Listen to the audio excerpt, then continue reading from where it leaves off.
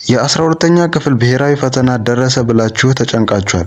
እንዴት ነው የማልፈው ብላችሁ ለምትጠይቁ ሁሉ ዛሬ ከትምህርት ሚኒስቴር ያወጡ መረጃዎችን ውጤታማ የዝግጅት ስልቶችን ይዤላችሁ መጥቻለሁ። እስከ መጨረሻው ተከታተሉ።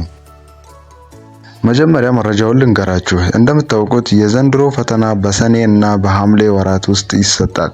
በተለይ የግል ተፈታኞች እስከ መጋቢት 30 ድረስ መመዝገብ እንዳለባችሁ ተገልጾ ነበር።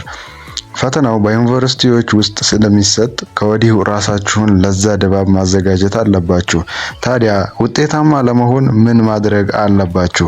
እነዚህን 3 ነጥቦች ያዙ።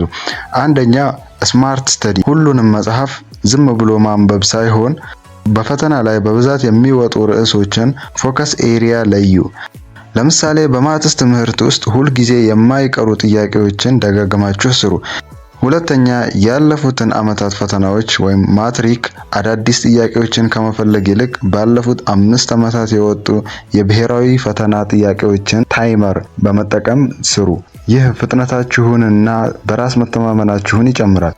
ሶስተኛው፣ ስነ ልቦናዊ ዝግጅት ነው። ፈተናውን እንደ ጠላት ሳይሆን እንደ እድል እዩት።